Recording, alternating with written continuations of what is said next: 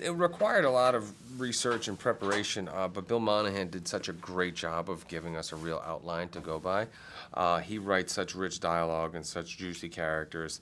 That's what really attracted everybody to the movie, was the script itself.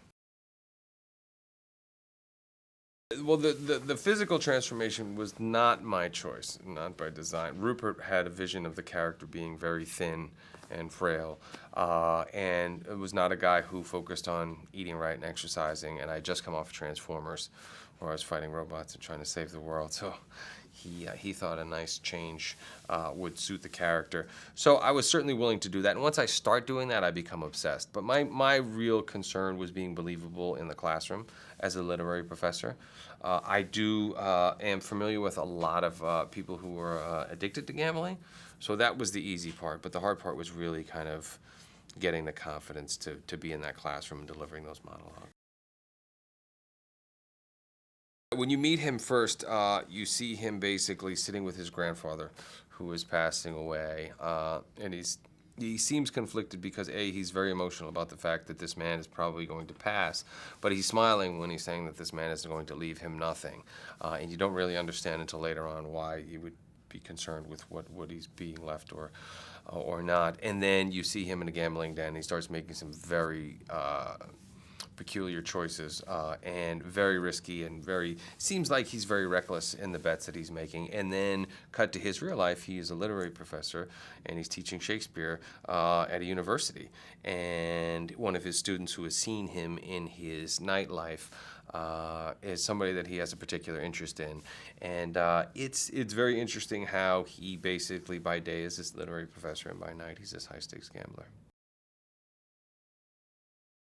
Well, I wouldn't say that he's addicted to gambling. I would say that he's stumbled upon gambling and uses that as the tool to strip himself of all the material things in his life.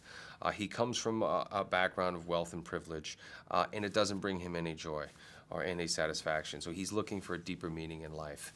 And while he's not finding that, he's found himself in a world of dangerous people, in the world of gambling, and he starts to go down that path where he's in debt to some very dangerous people, but no matter what they do to him, what kind of physical harm they cause him, he doesn't care. And the only way they're ever going to get their money back is by giving them more money. They've never encountered somebody like this.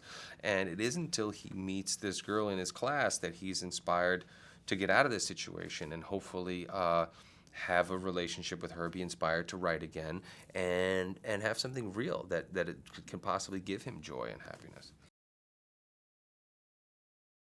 Well, he's indebted to some very dangerous Korean gangsters. Michael Kenneth Williams also plays Neville Baraka, who is the loan shark, and John Goodman is the last person that he borrows money from. He continues to borrow money from his mother, and the more he borrows money from his mother, the more he knows is going to push his mother away from him, which he doesn't have a problem doing because his mother is obsessed with maintaining the wealth and the status that she has, and she's married into it. There isn't as much backstory as we would have initially liked because, we had to deliver a movie that was 2 hours, and when we finished our cut, it was 3 hours, and you got to see a little bit more of Jim with his grandfather, with Jim with his wife and child, ex-wife and child, and also what happened to his dad, who was, pushed to suicide. So, he's got quite an interesting group of characters, and like I said, they've never come across anybody like him, who just doesn't care what kind of pain is inflicted upon him. He knows that you kill him, you're not going to get your money. If you want your money, roll the dice and give him some more money. Other than that, what are you going to do? Well, obviously it's inspired by, but the best response that I've ever gotten, the best endorsement that I've ever got was from James Caan himself, who saw the movie and was like, you completely made it your own. Because in the original, he does also come from wealth and privilege, but he doesn't feel like he's alive unless he's gambling. And Jim is basically using it to strip himself of everything, and if they kill him, then so be it. He doesn't care about that. He's only doing it because he has no joy, he has no life, he has no inspiration. And so, we wanted to pay our respects to the original, but still make it our own. Rupert and I went to a lot of colleges, visited, sat in on a lot of lectures. I sat down with lots of different literary professors, would do readings of the script out loud. and any research and homework that I needed to do. But the most helpful things was actually just being in these various universities and sitting in the classrooms and watching teachers do their thing.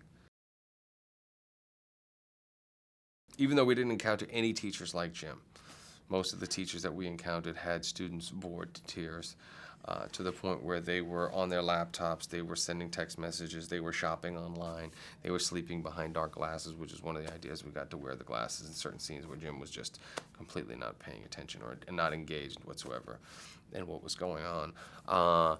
And we knew, if nothing else, that students would flock to Jim's class because he was so brutally honest, and they never knew what to expect, and he was such a loose cannon and so unpredictable.